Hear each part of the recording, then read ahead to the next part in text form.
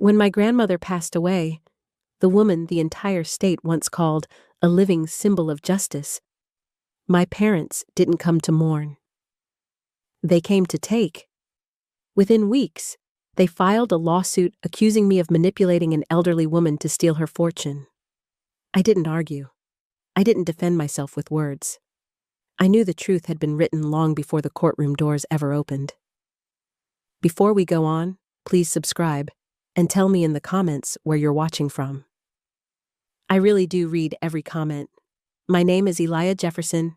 I am 32 years old, a state prosecutor in Arizona, and I was born and raised in Sedona. If you ask me where my story truly begins, I wouldn't point to a courtroom or a law school. I would point to a quiet house at the edge of town, surrounded by red earth and pine trees, where I learned what family really meant. Sedona has a way of holding on to memories. The red dirt roads, the adobe homes glowing under golden sunlight, the silence that feels heavier at dusk. It's where I was born, but not where my parents raised me. My father, Reuben Jefferson, was once a rising sports star. Tall, charismatic, admired. My mother, Corinne Jefferson, was a driven journalist chasing ambition across cities and headlines. Together, they lived fast and loud. I was never meant to fit into that life. According to my grandmother, when I was barely 1 year old, my parents showed up at her doorstep with a small bag of clothes and a promise they never kept. They said they would be back soon. They never were. They left without tears, without hesitation, and without looking back. That was the day my life truly began. I was raised by my grandparents, Justice Maeve Jefferson, one of the most respected judges Arizona had ever known, and her wife, Lillian Jefferson, the gentlest soul I have ever met. Their house wasn't large or impressive, despite the wealth my grandmother had earned through decades of service. But it was warm in a way no mansion could ever be. Justice Maeve Jefferson was known in courtrooms across the state for her unshakable integrity. Tall, composed, with a voice that could still a room, she carried the law with her like a second skin. At home, though, she was different. She read quietly by the lamp each evening, played chess with me at the kitchen table, and reminded me that justice was never about power. It was about protection. Lillian was the heart of the home. She baked cornbread, sang softly while tending the garden, and held my hand whenever nightmares woke me in the middle of the night. She taught me how to care for fragile things, plants, people, and eventually, myself. I grew up watching my grandmother prepare for court each morning, tying her scarf with precision, reviewing case files with calm focus. She never spoke badly about my parents, but she never made excuses for them either. One night, when I was old enough to ask why they never came back, she looked at me and said something that shaped my entire life. "Some people live only for themselves," she said. "Others choose to live for what's right. You were chosen here." I didn't feel abandoned after that. I felt claimed. I didn't know then that decades later, after Justice Maeve Jefferson's death, the same parents who left me behind would return, not as family, but as accusers. I didn't know that the diary they once dismissed as worthless would become the very thing that silenced an entire courtroom. But every story begins quietly, long before the storm announces itself. Growing up in that house meant growing up with silence that taught instead of suffocated. Justice Maeve Jefferson never raised her voice. She didn't need to. Her presence alone carried weight.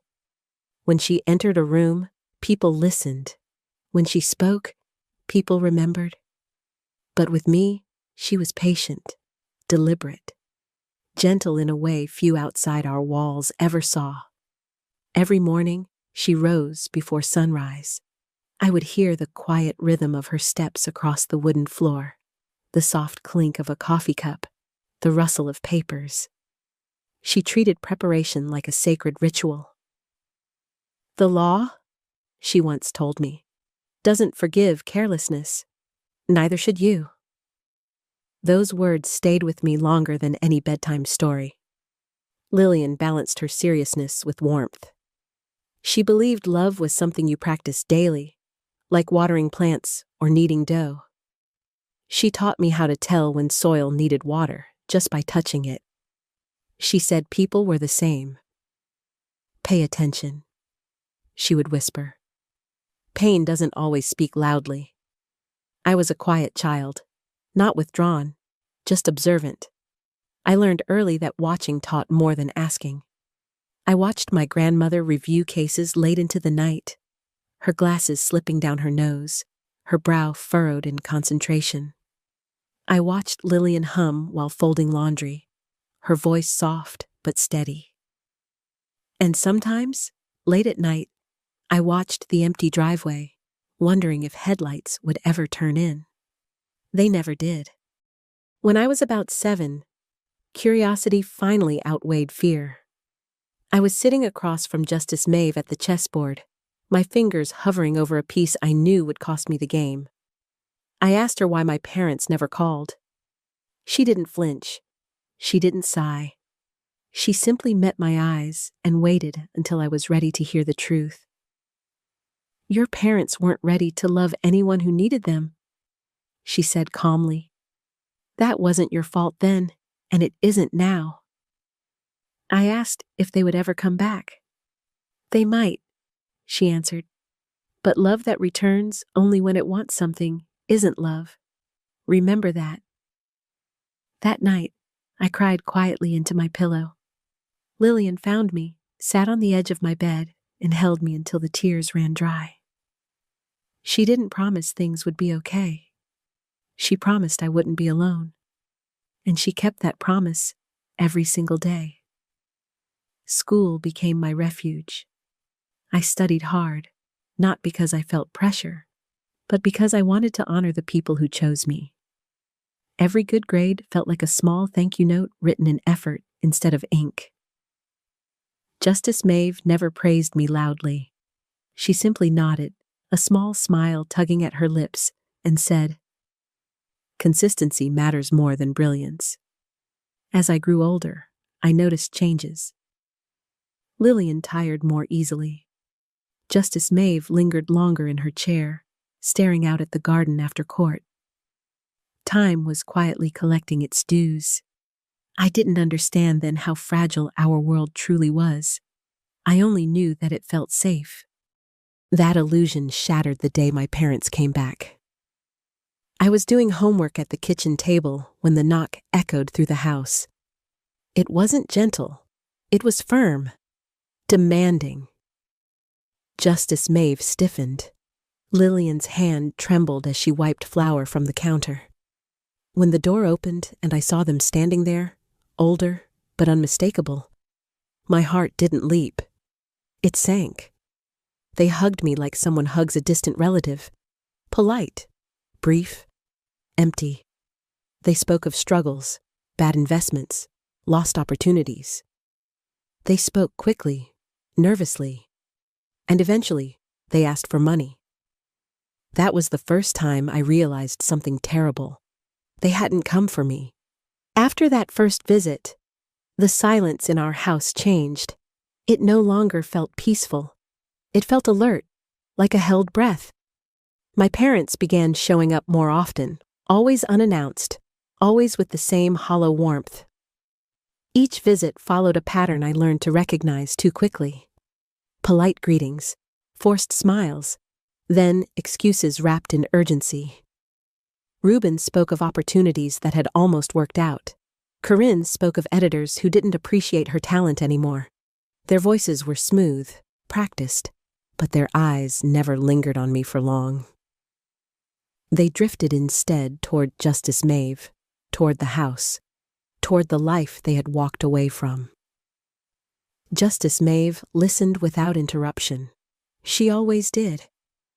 She offered help more than once, not because she believed their promises, but because she believed I should never have to witness cruelty inside my own home.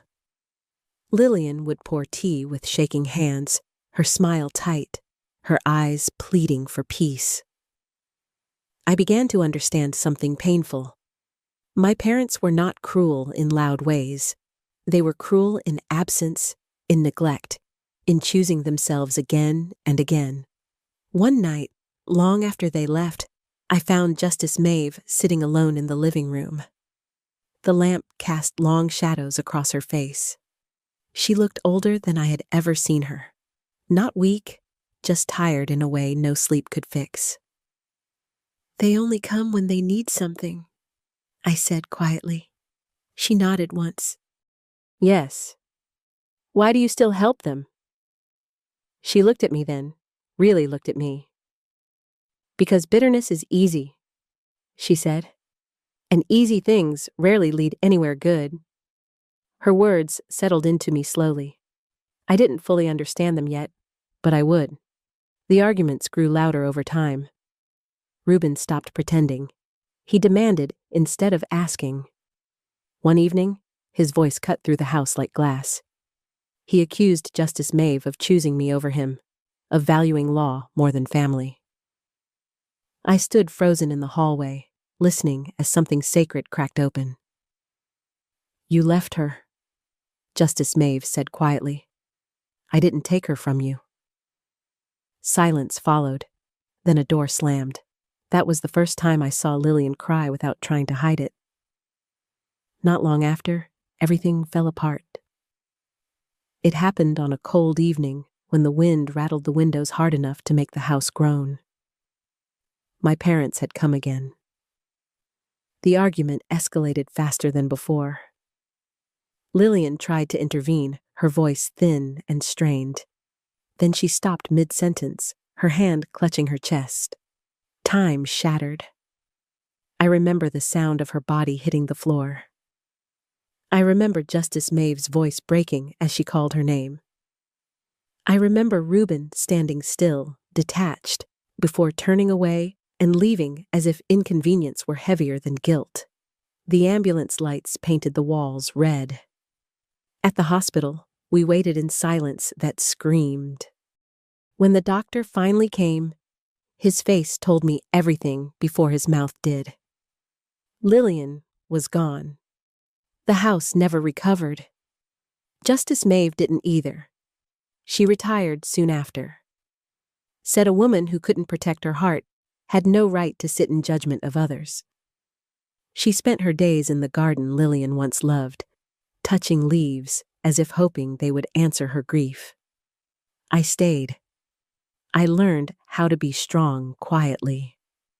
I learned that love can break you and still be worth everything.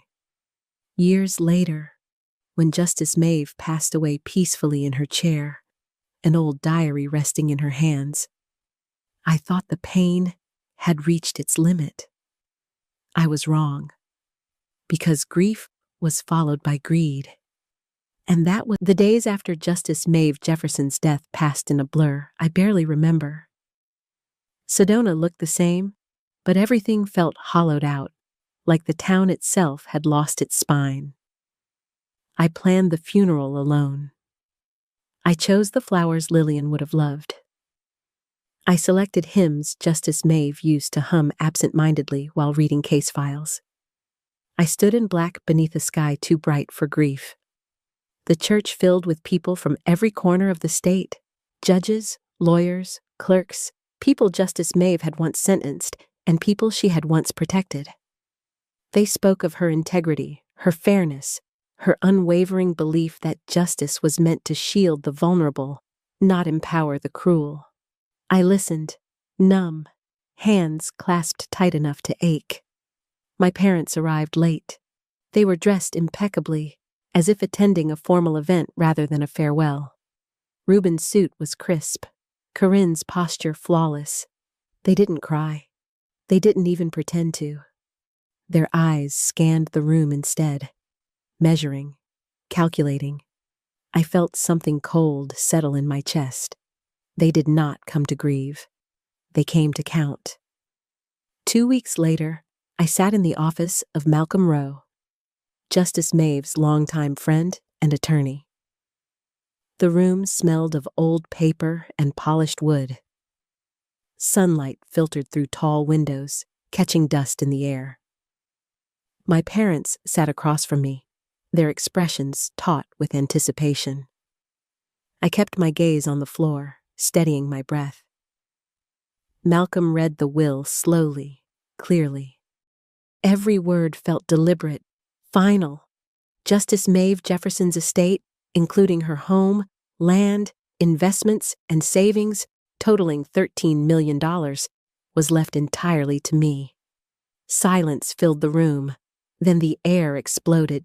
Reuben shot to his feet, his face flushed with fury. Corinne's nails dug into the arm of her chair. Malcolm continued reading, his voice unwavering, noting that Justice Maeve had left Reuben one personal item only: her diary. Reuben laughed bitterly. He snatched the diary from the desk and threw it to the floor as if it were trash. He shouted that he would sue, that I had manipulated an old woman, that he would not let this stand. And just like that, they were gone again. This time, they took something with them. My name. Within days, rumors spread through Sedona. Whispers turned into headlines. A young prosecutor accused of exploiting her own grandmother, of coercion, of undue influence. The district attorney's office placed me on temporary leave to avoid conflict. I packed my desk in silence, my colleagues unsure whether to comfort me or keep their distance. The lawsuit arrived in an official envelope, cold and clinical. My parents accused me of manipulating Justice Maeve during her final years, of isolating her, of rewriting history to secure $13 million. They hired a private attorney with a polished smile and eyes that never softened. The court assigned Judge Isaiah Crowell to the case. The day I walked into the courtroom and saw him on the bench, something in my chest tightened. He had once worked alongside Justice Maeve. I remembered him from my childhood, kneeling down to speak to me, telling me justice was never simple, but always necessary. Now, he would decide if her final wish would stand. As the trial began, my parents painted me as a schemer, a manipulator, a woman who preyed on an elderly judge's affection. I listened without flinching. I let the truth speak where my voice could not. Because I had one thing they never expected: the diary. And every page of it carried Justice Maeve Jefferson's unmistakable hand, her clarity, her love, and her truth. The trial moved slowly, deliberately, like a chess match Justice Maeve would have approved of. Every motion mattered. Every pause carried weight. My parents' attorney spoke with confidence, presenting a narrative polished to sound convincing. He claimed Justice Maeve had been isolated in her final years, that I had positioned myself as her sole caretaker, that grief and age had clouded her judgment. I sat still, hands folded, breathing evenly. I had learned long ago that reacting too quickly only fed the wrong story. Witnesses were called, former neighbors, distant relatives who barely knew our household. They spoke in vague terms about how often they saw me, how rarely they saw my parents. None of it proved manipulation. But doubt, I was learning, did not need proof to feel heavy. Then it was my turn. Malcolm Rowe stood and approached the bench, requesting permission to introduce Justice Maeve's personal diary into evidence. A low murmur passed through the courtroom. My parents stiffened. Reuben's jaw tightened. Corinne's gaze dropped to the table. The diary had been authenticated by handwriting experts. Medical professionals had testified earlier that Justice Maeve was mentally sharp until her final day. Every requirement had been met. Judge Isaiah Crowell nodded once. The diary was admitted. Malcolm didn't rush. He opened it carefully, as if the pages themselves deserved respect. He read entries written years before Justice Maeve's death, notes about cases. Reflections on justice, observations about my parents. She wrote of disappointment without cruelty, of love without blindness. She acknowledged Reuben as her son, but named his choices plainly. She wrote that absence was not the same as freedom, that abandoning responsibility was not bravery. Then Malcolm read the passage that changed everything. Justice Maeve wrote that she trusted me not because I was her granddaughter, but because I understood restraint, responsibility, and the weight of truth. She wrote that wealth was meaningless without integrity, that $13 million placed in careless hands could do more harm than good. The courtroom was silent. I didn't look at my parents. I didn't need to. I felt something loosen in my chest, not relief, but clarity. Justice Maeve was speaking again, exactly as she always had. Calm, unyielding, fair. The defense tried to object, claiming emotional bias. Judge Crowell overruled them. He asked for time to review the evidence in full. The court adjourned for the day. As people filed out, I remained seated. My hands trembled for the first time. Not from fear, but from the release of holding everything in for so long. Outside, Sedona's sunlight felt unfamiliar on my skin. Reporters waited, shouting questions I did not answer. I walked past them, clutching the diary close to my chest. That night, alone in the old house, I sat where Justice Maeve once sat. I reread her words by lamplight.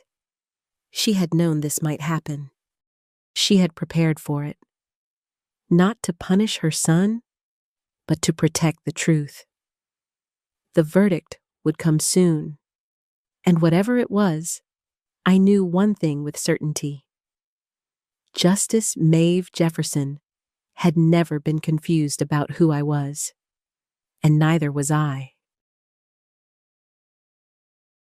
The days leading up to the verdict stretched longer than any trial I had ever worked on as a prosecutor. Time moved strangely, dragging and then slipping away without warning.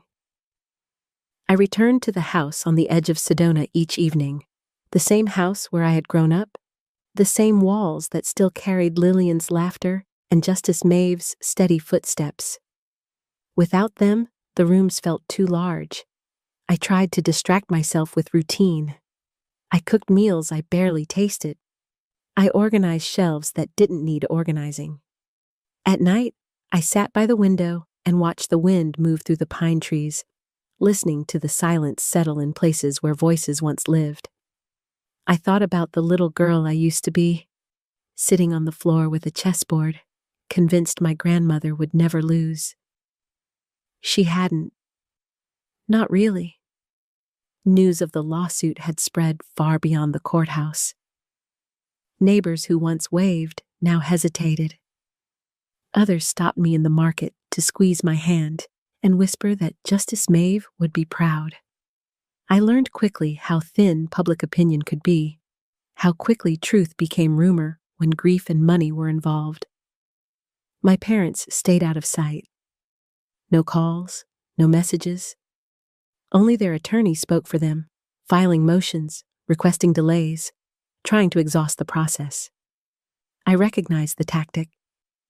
Justice delayed can feel like justice denied when you're living inside the waiting. On the morning the trial resumed, the courthouse was full. Reporters lined the steps. Cameras flashed. I kept my head high, my posture straight, remembering how Justice Maeve used to walk into court. Calm, unbothered, certain. Inside, Judge Isaiah Crowell took his seat. He looked tired, older than when I had last seen him days before. His gaze moved across the room, pausing briefly on me, then on my parents. No recognition passed between us. Only gravity.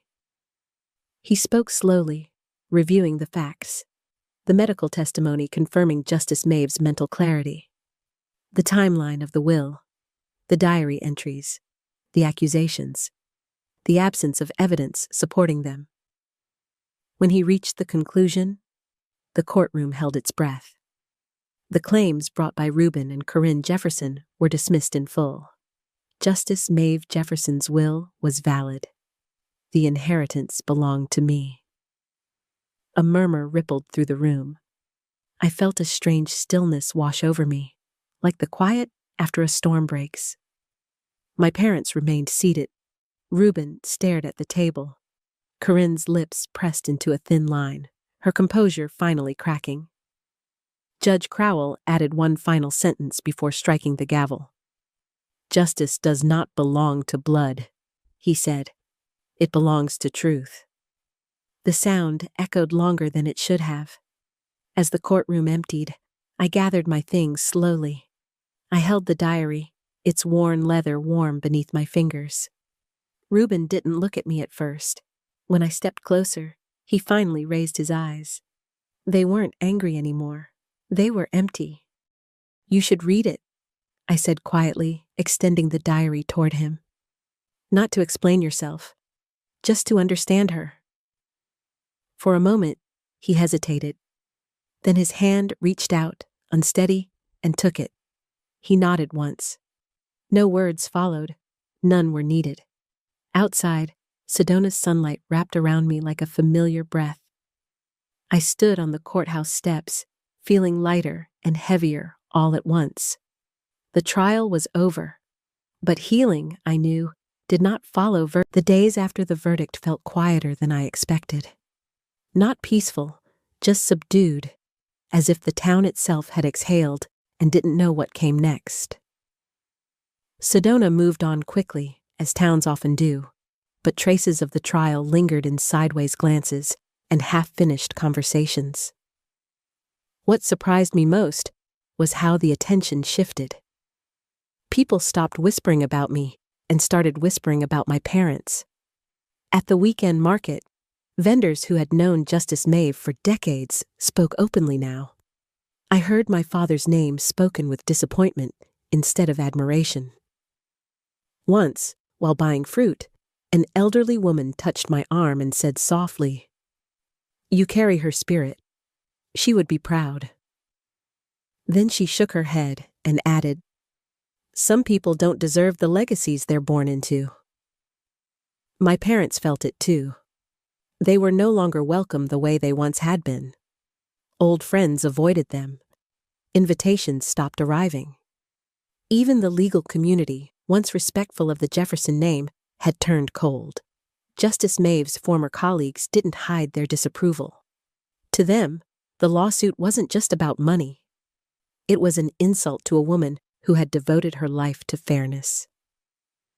I didn't feel satisfaction in any of it, only sadness. They had created their own exile, and I was left standing in the wreckage of what might have been. I tried to bury myself in work again once my leave was lifted. Returning to the prosecutor's office felt strange, like stepping into a familiar room that smelled different after a fire. Cases waited for me. Real people, real consequences. I reminded myself why I chose this path in the first place. One of my first cases back involved a young woman accused of vandalism. She stood before me in the interview room with shaking hands and red eyes, barely able to speak through her tears.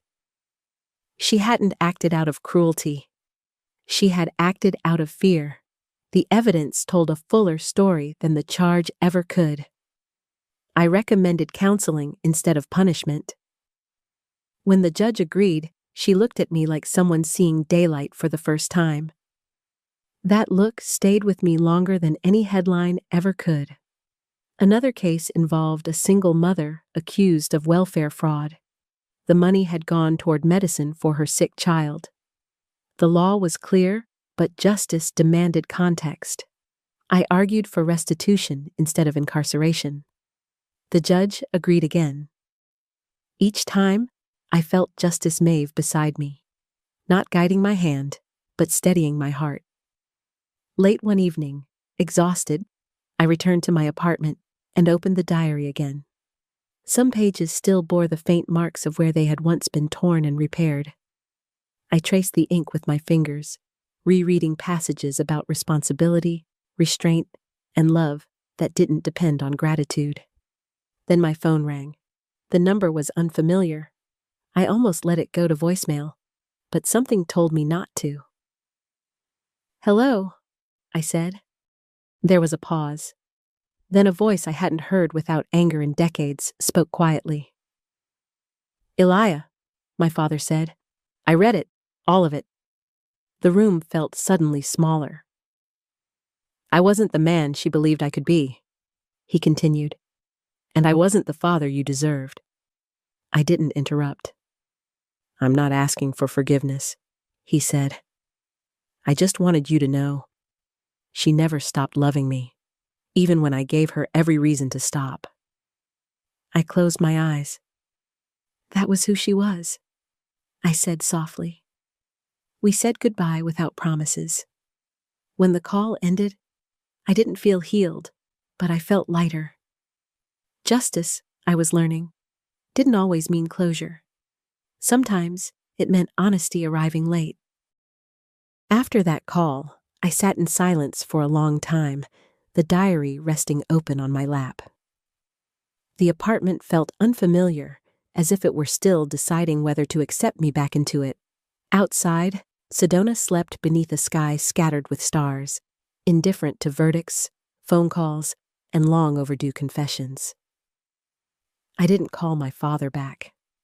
Not because I was angry, but because I understood something important. Healing didn't mean rushing toward reconciliation. It meant allowing truth to settle without forcing it to become something else. Justice Maeve had always believed that timing mattered as much as intention. Work became my anchor again. I returned fully to the rhythm of the courthouse, the quiet intensity of preparing cases, the measured language of motions and hearings. Every file on my desk represented a life intersecting with the law, and I treated each one with the same care my grandmother had taught me. Some cases were small, almost forgettable to others. To me, they were reminders of why fairness mattered. An elderly street vendor accused of assault after defending himself from harassment. A teenager caught stealing food after his mother lost her job. None of them fit neatly into the idea of guilt or innocence. Justice never did. Late nights became common. I would leave the office after sunset, the courthouse halls echoing softly behind me. Sometimes I imagined Justice Maeve walking those halls beside me, her steps unhurried, her presence steady. I wondered if this was how she had felt when she was younger, still believing the law could be a clean instrument if wielded carefully. At home, the old house remained untouched. I hadn't sold it. I couldn't. It held too much of who I was. I kept the garden alive, even when the soil resisted. I planted new flowers beside the ones Lillian once loved, unsure if I was honoring her or simply afraid to let go. One afternoon, while cleaning out a drawer in Justice Maeve's study, I found an envelope I had never seen before. My name was written on it in her precise handwriting. Inside was a single letter. She wrote that she worried about what the world would do to me once she was gone. That being right did not always mean being protected. She warned me that integrity often came with loneliness, but that loneliness was preferable to betraying yourself. She wrote that she hoped I would never confuse justice with revenge. I folded the letter carefully and placed it back where it belonged. Some lessons weren't meant to be carried everywhere. They were meant to be returned to when needed. My parents remained distant. I heard through others that they were preparing to leave Sedona. There were no dramatic goodbyes, no final confrontations. Just quiet withdrawal, as if the town itself had gently closed its doors. I didn't chase them. Instead, I focused on building something that would last longer than resentment. Months passed. The whispers faded. New stories replaced old ones. And slowly, without ceremony, my life settled into something steady. Not easy, not perfect, but honest.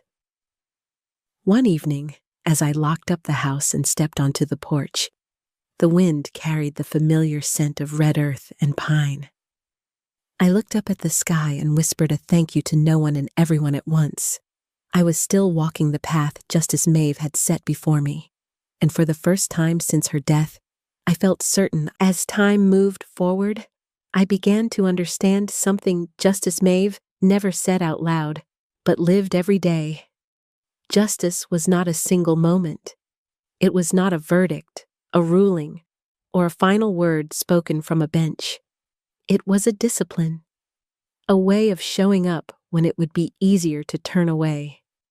My work reflected that more clearly with each passing case. There was a young man accused of armed robbery, his record already thick with mistakes. On paper, he looked irredeemable, but when I reviewed the details, I saw a pattern of neglect, not malice. He had aged out of foster care, slept in his car, learned early that survival required shortcuts. I didn't excuse what he did. I contextualized it. I argued for accountability paired with rehabilitation. The judge listened.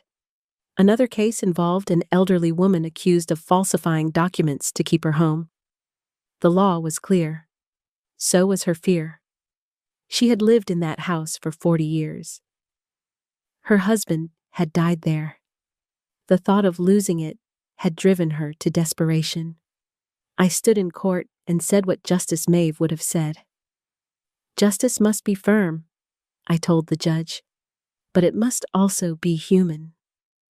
Each time I spoke those words, I felt the weight of my grandmother's legacy settle on my shoulders. Not as a burden, but as a responsibility I had chosen to carry. Outside the courtroom, my life remained quiet. I didn't chase recognition. I avoided interviews. I declined invitations that felt performative. Instead, I spent my evenings reading, cooking simple meals, and maintaining the old house. I fixed loose hinges, repainted window frames. I learned that caring for a place was another form of honoring those who had loved it. Occasionally, I thought of my parents, not with anger anymore, with a distant, cautious sadness. I wondered if they had found peace elsewhere, or if peace still felt like something they believed they deserved without earning. I stopped asking myself whether they would ever return. Some doors, once closed, did not need reopening to be acknowledged. One afternoon, I received a handwritten note from Judge Isaiah Crowell. It was brief. He thanked me for conducting myself with dignity throughout the trial. He wrote that Justice Maeve would have approved, not of the outcome, but of the way I carried myself through conflict. I read that note more than once. That evening, I took the diary from the shelf and opened it to a random page. Justice Maeve had written about a case she once lost, a decision overturned on appeal. She wrote not of frustration, but of reflection. She questioned her reasoning. She acknowledged her blind spots. She reminded herself that certainty was dangerous when left unexamined. That page changed something in me. I realized that honoring her legacy didn't mean being flawless. It meant being willing to question myself, to remain open, to accept that justice required humility as much as conviction. As the sun set behind the red rocks, I closed the diary and placed it back where it belonged.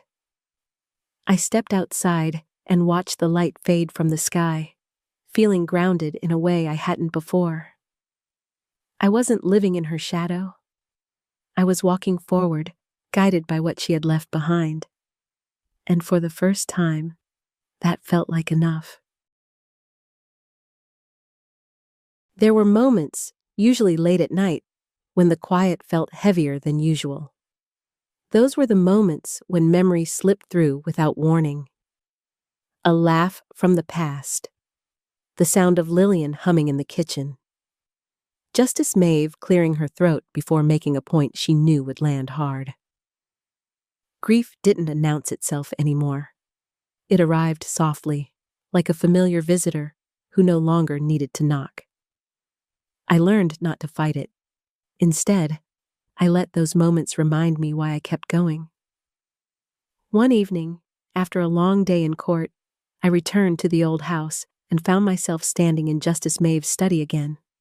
The desk was exactly as she had left it. Pens aligned, papers stacked, order preserved. I sat in her chair for the first time since her death, half expecting to feel like an imposter. I didn't. I felt connected. I thought about the young girl I had been, abandoned without explanation, raised not with indulgence, but with intention. Justice Maeve never spoiled me. She prepared me. She taught me that love without standards was empty, and standards without love were cruel. That balance had shaped everything I became. My reputation at work began to change. Colleagues didn't speak of the lawsuit anymore. They spoke of my judgment, my restraint. Some jokingly called me the conscience of the office. I smiled politely and kept working. Titles didn't matter. Outcomes did. One afternoon, a senior attorney pulled me aside. He said he had practiced under Justice Maeve years ago. He told me she once dismissed his argument in open court, not to embarrass him, but to teach him humility. He laughed as he remembered it. Then he looked at me seriously. "She would have been proud of you," he said.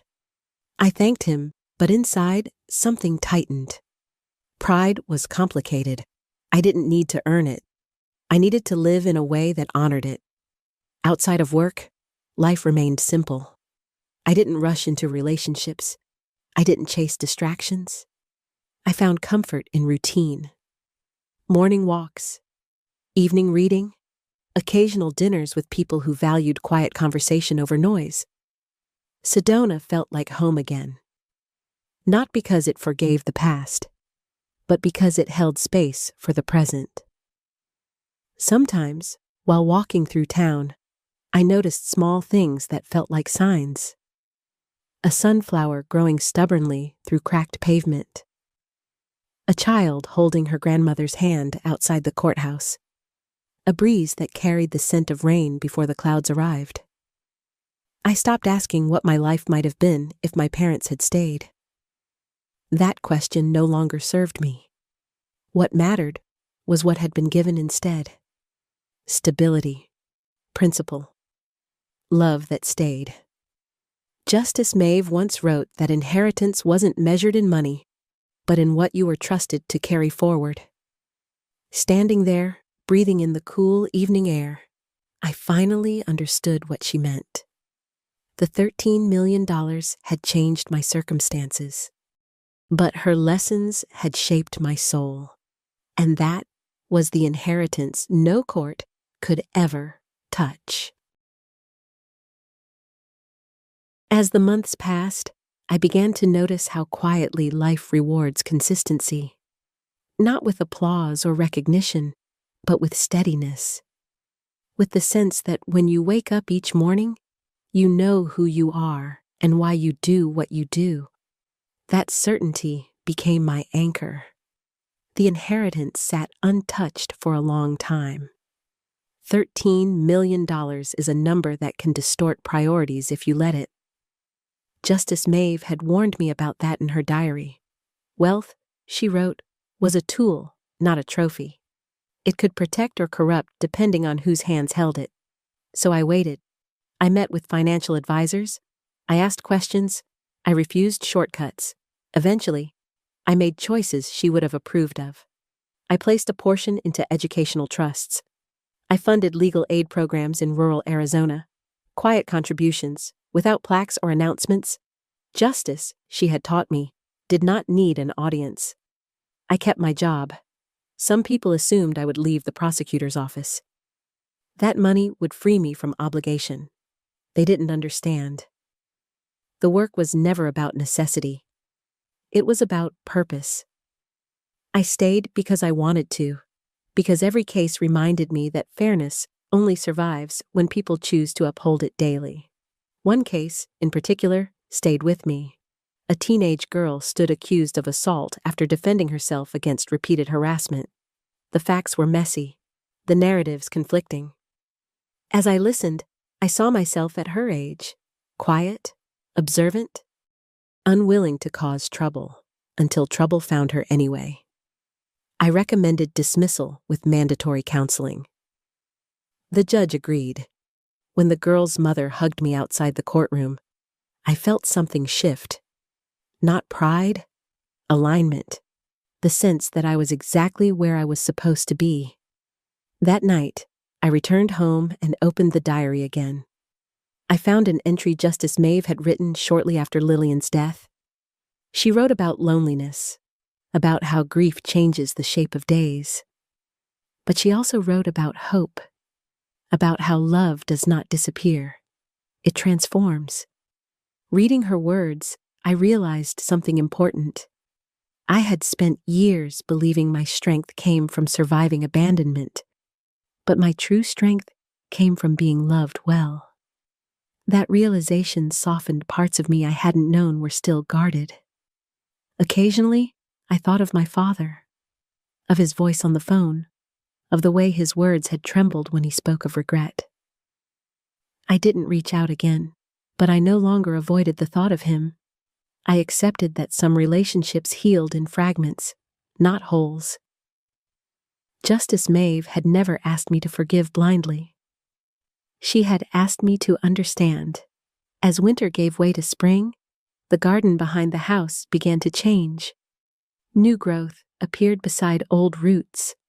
I spent afternoons there, hands in the soil, remembering Lillian's lessons about patience, about letting things grow at their own pace. Standing there one evening, dirt under my nails, sun low in the sky, I felt something close to peace. Not the absence of pain, but the presence of meaning. And I knew, without doubt, that the story of my life had not been defined by who left.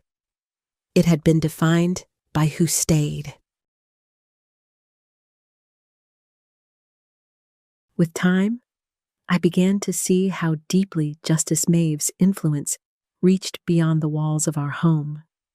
People I had never met before would sometimes stop me after court, introducing themselves quietly, telling me how she had once listened when no one else did, how she had explained a ruling patiently, how she had treated them like human beings even when the law required consequences.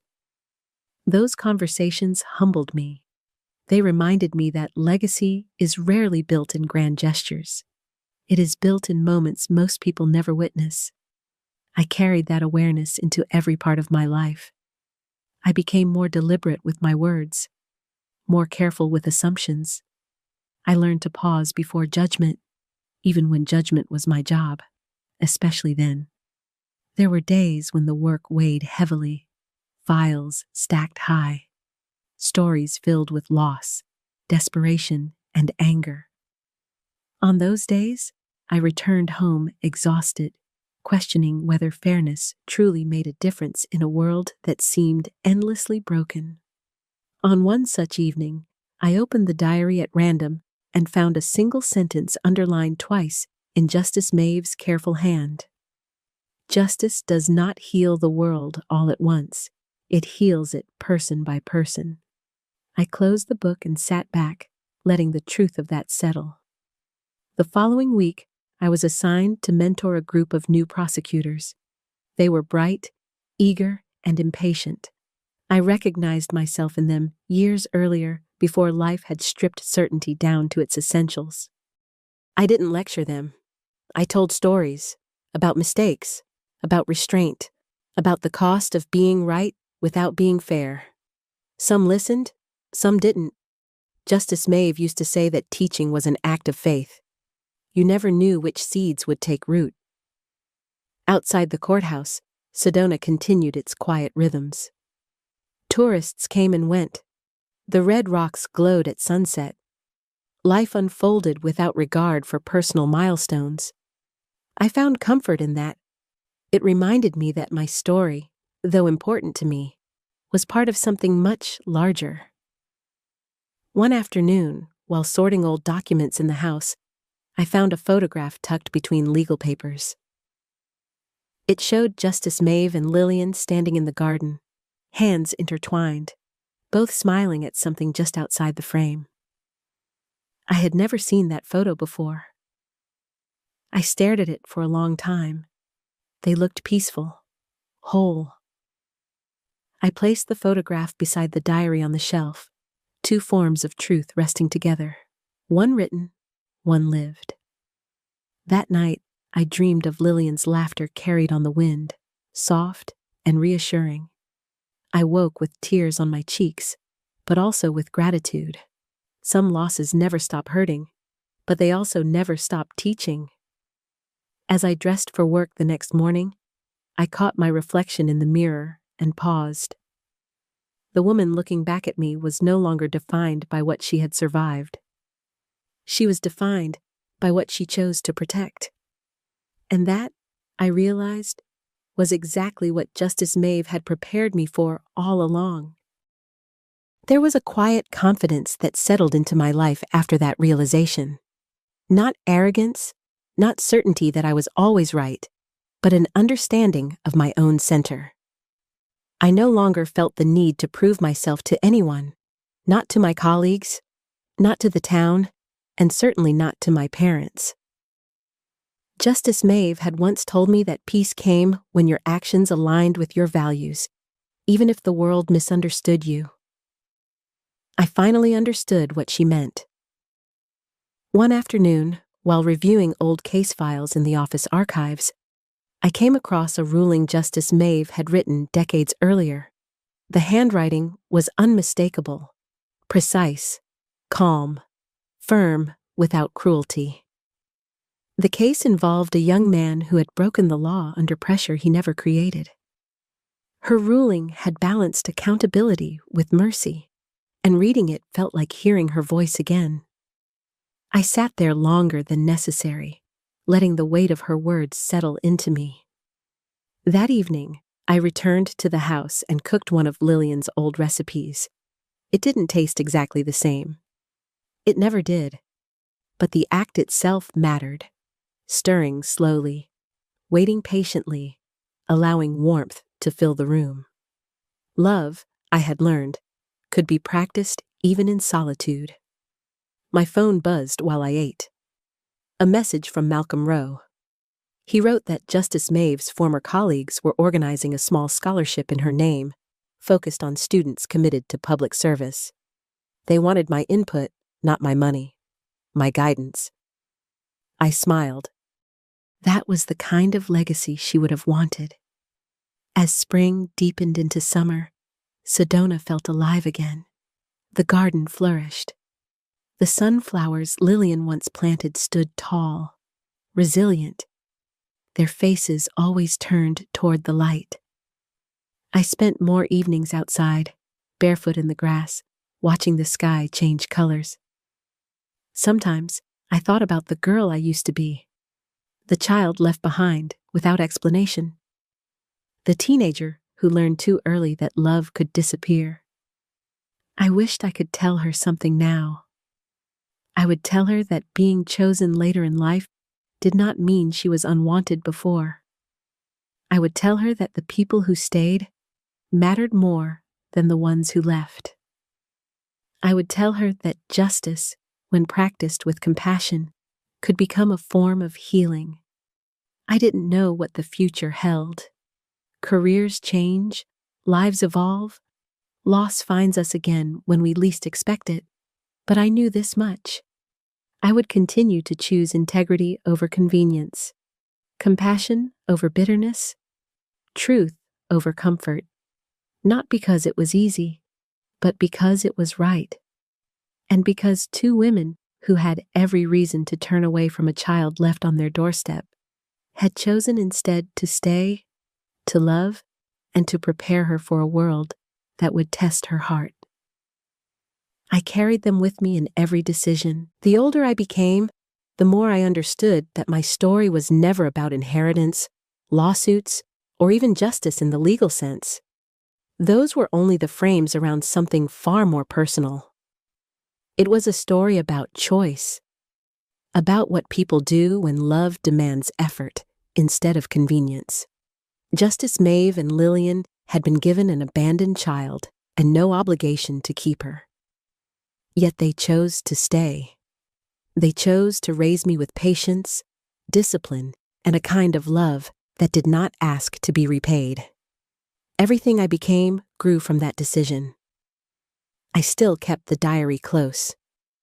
Not on my desk, not as a symbol, but on a quiet shelf where it belonged. Sometimes, after difficult days, I would open it and read a page or two, not for answers, but for grounding. Justice Maeve never told me what to think. She taught me how to think, and more importantly, how to feel without letting emotion become cruelty.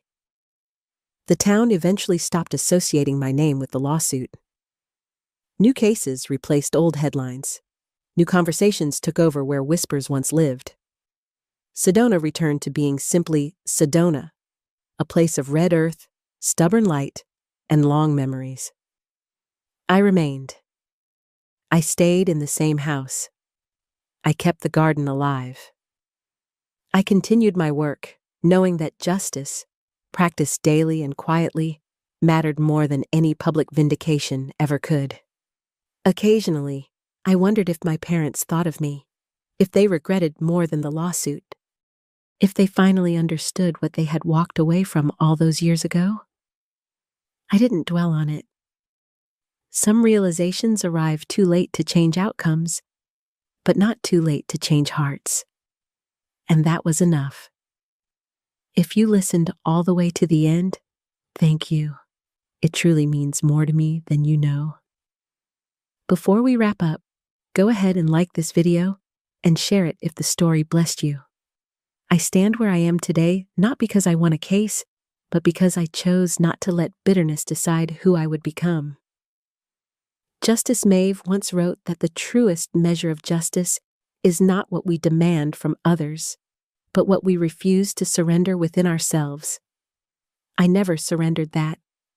I chose compassion when anger would have been easier. I chose restraint when revenge felt tempting.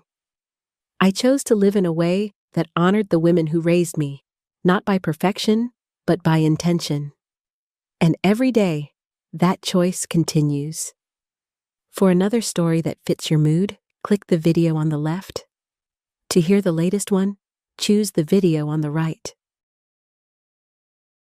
My name is Talia Rowan. I'm 44 years old, and for over 2 decades, I served in the United States Army Cyber Command. My job wasn't glamorous, and it was never loud. I worked in silence, behind walls of encrypted data, in dark rooms that smelled like cold metal and stale coffee. I've spent years analyzing threats, tracing digital shadows, stopping dangers most people never knew existed. But nothing, not rogue malware, not foreign sabotage, not even war, prepared me for the betrayal I faced in a courtroom, wearing my dress uniform, while my family tried to erase me. They didn't just come after my assets. They came for my name. It was supposed to be a procedural hearing, a quiet, final step in settling my late father's estate. But when I walked into the courtroom, I felt it. The shift. The stillness that isn't silence, but the absence of trust. My mother refused to meet my eyes. My younger brother Dean sat beside his wife Marla, holding her hand like they were the victims here. My father had been dead less than 6 months, and already the knives were out. Their lawyer stood first, her voice smooth, polished, and venomous. She described me as unstable, emotionally volatile, unfit to manage finances. Said I had pressured my aging parents into signing over control of the family trust while on leave from deployment. They claimed I used my rank, my uniform, as a weapon. The courtroom, small and sterile, began to feel suffocating. And I said nothing. I let them talk. I let them twist my career, my sacrifice, into something ugly. I didn't flinch when Dean said I was never around, when Marla said I'd always made her uncomfortable. I didn't blink when my own mother said, "We tried to help her, but some people can't be helped. Let them talk, I told myself. They have no idea what's coming. When the judge finally turned to me, asking if I had anything to submit, I stood slowly. My boots echoed on the tile floor with the same rhythm I once walked across war zones. I opened my briefcase and pulled out a single sheet of paper, 8.5 by 11, printed in crisp black ink. No emotion, no flourish. Your Honor, I said evenly, with your permission, I believe this document should be reviewed before any further rulings. He took it, adjusted his glasses, and began to read, line by line. His eyes narrowed, then they widened, and then his voice, steady, sharp, cut through the room. Close the doors. No one leaves. Gasps. A rustle of confusion. My mother paled. Dean looked at me, finally, really looked. Marla clutched his arm. The bailiff turned toward the back. And then they came. Federal agents, moving fast, controlled, silent. I didn't speak. I didn't move. Because this was never about revenge. This was about the truth. And I had waited a long time to set it free. It began quietly, as most betrayals do. A Tuesday morning, gray and forgettable. I was standing barefoot in my kitchen, sipping bitter coffee, and reading the news on my phone when an unfamiliar email subject caught my eye. Confirmation of Veteran Relief Disbursement, Rowan Case ID 1430X. I frowned. I hadn't applied for any relief. My military benefits were intact, my savings, modest but stable. I lived alone in a 2-bedroom brick home in Northern Virginia, paid off 5 years ago. I clicked the email expecting spam, maybe phishing. But then I saw the details. My full name, my military ID, my deployment history, my home address, and a $38,000 relief payment, already processed, sent to a bank account I'd never seen. I set the mug down, heart slowing, not racing. The kind of quiet drop that happens when something inside you knows, this isn't a mistake. I made one phone call. A friend in federal finance still owed me a favor. Within the hour, I had a full ledger in front of me, and what I found sliced me open. 3 months earlier, the title to my parents' house, the house I grew up in, had been transferred to a shell corporation called Ridenhart Properties LLC. The name rang a faint bell. It was the side project my brother Dean wouldn't shut up about at Thanksgiving 2 years ago. Back then, I'd smiled politely and tuned him out. I thought it was just another Tech Bro LLC doomed to fail like the rest. But this one hadn't failed. It had become the legal owner of my parents' estate, the same estate I'd helped keep afloat during Dad's final illness, the same mortgage I'd quietly paid off after my 3rd deployment. I didn't tell them when I did it. Just wired the funds and let them think the refinancing went through smoothly.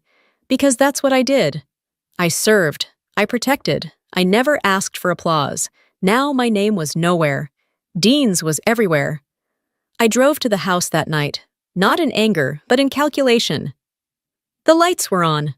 Marla was curled up on the couch with a glass of wine, watching some true crime docuseries with the ironic comfort of someone who never expects to see their own name on the screen. Dean was in the armchair beside her, scrolling on his phone. I held out the printed deed transfer. "What is this?" I asked. He barely glanced at it. "Oh, that's just legal housekeeping, consolidating things for tax reasons. It's all clean." "My name's gone." He shrugged. "You don't live here anymore. You don't really need to be on anything, right?" "I helped pay for that house." "Exactly. Helped. Past tense." I turned to my mother, seated in the corner recliner with a crossword in her lap. "Did you know about this?" She paused, just long enough to betray herself. "Dean explained it," she said softly. "He said it was for the family, for stability." I stared at her. "You mean his family?" No one replied. Not even Marla, who gave me a pitying look like I was an unstable guest interrupting a dinner party. I stood there, holding a document that used to mean something, and realized no one had any intention of answering for what they'd done. I left without another word. In the hallway, I passed the mirror by the front door, caught a glimpse of myself. The stillness in my eyes, the tension in my jaw, the ache in my chest I didn't let rise. That night I sat alone in the guest room of my own home, one that no longer belonged to me, and opened a blank notepad. I didn't write down feelings. I wrote names, dates, account numbers, transaction IDs. I wasn't looking for closure. I was starting a file. They thought they'd gotten away with it. They had no idea I was just beginning. The envelope came 2 weeks later. It was thick, too thick, the kind of thickness that feels like weight before you even open it. My name was printed in bold on the front. Talia Rowan. No captain, no colonel, no acknowledgement. Just ink and implication. In the upper left corner, Rowan Family Council, Gatlin, Reeds and Lewis, LLP. My hands didn't shake when I opened it. They never do. The first thing I saw was the header. Plaintiff, Dean Rowan. Defendants, Talia Rowan. Cause, alleged misuse of family assets, emotional distress, undue influence. Undue influence. Emotional distress. I sat down, the kitchen chair cold against my back. For a full minute, I stared at the page, reading the words over and over like repetition would change their meaning, but it didn't. They were suing me, Dean, Marla, and backing them, my mother. The rest of the document made it clear. They were alleging that during my time on leave from Syria, I'd manipulated our aging parents into transferring power of attorney and fiduciary control of our family assets, namely the trust my father had set up decades ago, a trust I hadn't touched, a trust I'd barely thought about. They claimed I'd leveraged my military presence and intimidating demeanor to confuse them. The language was cold, clinical, and designed to injure, to twist the very uniform I wore with honor into a tool of fear. By noon, the story had hit the local news. By dinner time, it was regional. Photos of me in uniform, carefully selected ones, of course. The stern official portrait. One where I'm giving a debriefing, mouth mid-sentence, expression hard. Headlines like, Decorated Army Officer Sued by Own Family, War Hero or Financial Predator, Allegations Mount Against Colonel Rowan. I turned the TV off, but the noise seeped in through every channel. Text messages from former colleagues, cautious emails from old friends. Some expressed concern. Others were quieter. The kind of silence that isn't indifference. It's withdrawal. Even the Army stepped back. I received a politely worded message from my commanding officer recommending administrative leave to attend to personal matters. I accepted without argument. I needed time, not to grieve, to work. And so I began. I pulled every financial record I could legally obtain, not just mine, but those tied to the family trust. I hired a forensic accountant. Quietly, off books. I kept my network small, 2 trusted analysts, both veterans, both owing me nothing but respect. We built a timeline, a map of transactions and authorizations, and the pattern emerged. 3 months before the lawsuit, a large withdrawal had been made from the family trust, just under the threshold that would have triggered federal scrutiny. The money had been split into a series of transfers, shell accounts, short-term investments, and donations to a mental health services organization founded by none other than Marla Rowan. Her name was everywhere. Dean's company, Reidenhart, showed up too, receiving consulting fees, data access service charges, digital infrastructure upgrades. It didn't stop there. They were laundering money, and worse, they were doing it through veteran assistance programs. Real names, some of them familiar. Men and women I had served with, some alive, some dead, all exploited. At first, I thought it was identity theft, but it wasn't random. It was organized. I remembered Marla's syrupy voice that day in the living room. "You've been through so much, Talia. Maybe you're overreacting." She didn't think I'd notice. She didn't think I could see past the silence, past the performance. But she forgot something. This was never a family fight. This was a national crime, and she just dragged it into daylight. The deeper I dug, the colder it got. The first name that didn't belong showed up buried in a grant application Marla had filed, Oliver P. Grant, a fake. I knew it because Oliver died in 2012. I'd attended his funeral. He was a medic who saved 3 lives in Helmand and bled out in a makeshift convoy trying to reach extraction. Now here he was, apparently applying for PTSD therapy through Marla's Center for Restorative Futures. Except he wasn't. He couldn't. Within days, I found more. Old service members, some dead, others alive but unaware. Their records, deployment dates, even security clearance renewals, used without permission. And each one traced back to an interlocking system: digital signatures, linked IP addresses, duplicate email routing servers. The kind of details you can only see when you've spent your life catching people who thought they were smarter than the system. It wasn't just fraud, it was strategic. They were extracting veteran identities to apply for aid programs, routing funds through Dean's company as data processing or beneficiary management, then pushing the money offshore. I saw the first international connection buried in a routine line item: consulting services rendered, paid to a foreign-owned firm registered in the Cayman Islands under the name Virex Holdings. I'd seen that name before, in a classified briefing. Back then, it was flagged for suspected involvement in cyber espionage and defense data theft. Nothing had ever been proven. But suddenly, that name was sitting inside the same files as my family. That night, I couldn't sleep. I sat in the dark, the only light coming from my laptop screen. There were documents open everywhere: tax filings, server logs, decrypted messages, grant trails. One file caught my eye: an email attachment Marla had sent to a partner consultant overseas. It was encrypted but sloppily. Inside, a line of obfuscated text: package secured, clearance updates pending, awaiting extraction. My chest tightened. Package, clearance, extraction. This wasn't just about money. It wasn't even about reputation anymore. They were using me, my deployments, my security level, my record, my access.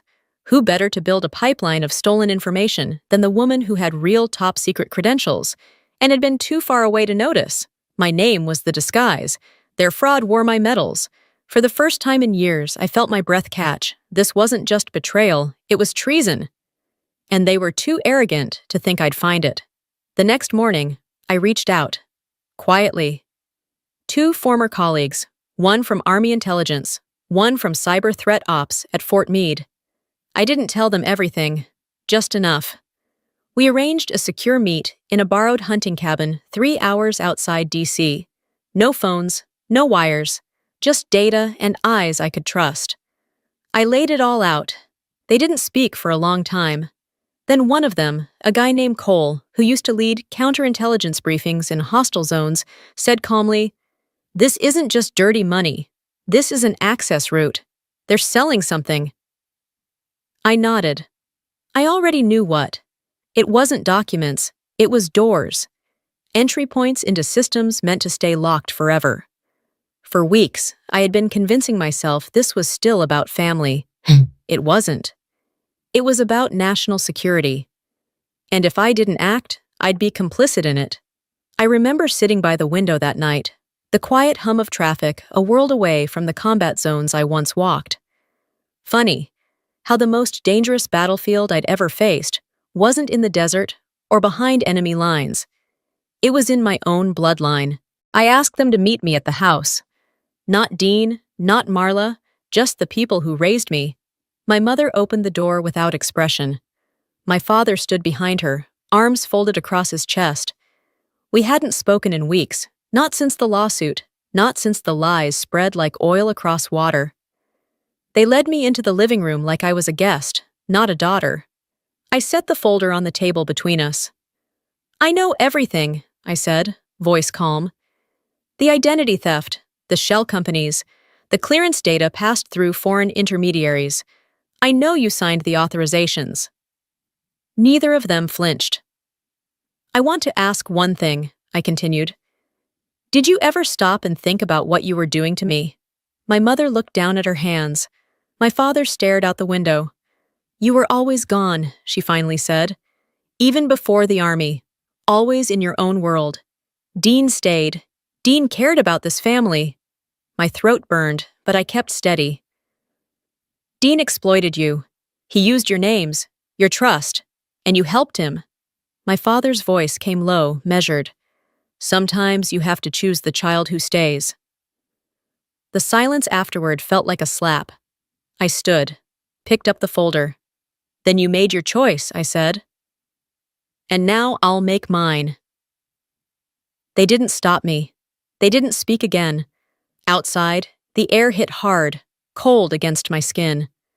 I drove in silence, back to my apartment, back to the only space that hadn't been touched. That night, I encrypted the full case file. Names, dates, accounts, communication logs. Then I sent a message on a line I hadn't used in years. It's happening. The response came within an hour. By sunrise, I was meeting Anna, Cole, and Miles, former intelligence, off books, loyal to one thing only, truth. We sat in an abandoned hangar, laptops open, building a timeline from ashes. We cross-referenced every document, traced every signature, validated every server log. Each step stripped away the doubt. They thought I was alone. They thought silence was weakness. They forgot. I'm a soldier, and soldiers never walk into battle unarmed. The morning of the hearing, I dressed in full military uniform, not to impress, not for theatrics, but because it was the truth of who I was. The rows of ribbons, the badge over my heart, the steel blue of command, none of it borrowed, none of it gifted. Every inch earned. Dean sat across the courtroom, flanked by Marla and their attorneys. He didn't look at me. My parents sat behind them, unreadable. Marla wore a blazer the color of dust and a rehearsed expression of soft concern. Their lawyer was surgical, painting me as unstable, manipulative, emotionally damaged by war. She cited deployments as abandonment, silence as guilt. When Marla took the stand, she called me distant, combative, even paranoid.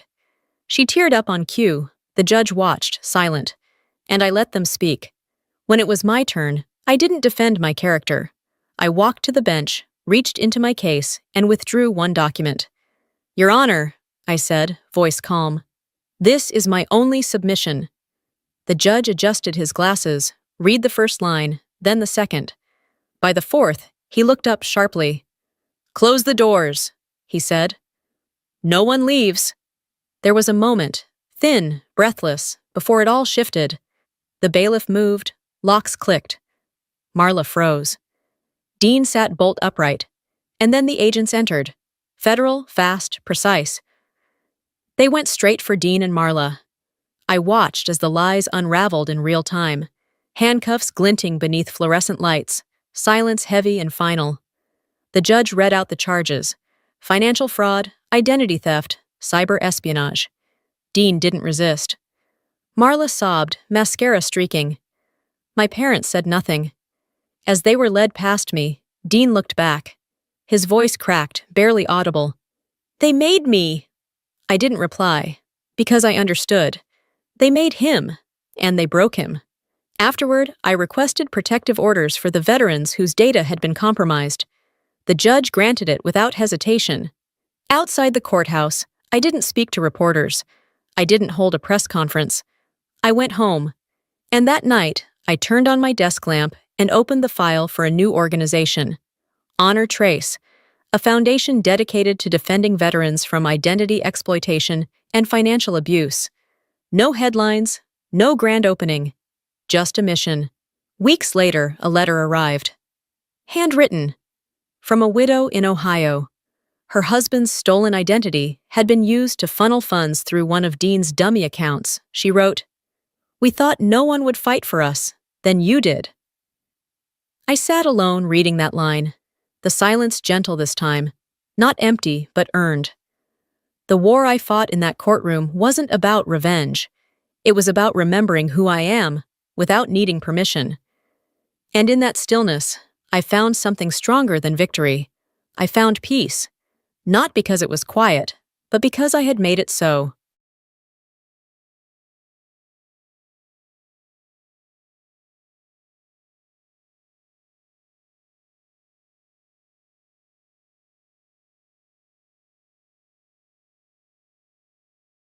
Thank you for listening to this story until the end.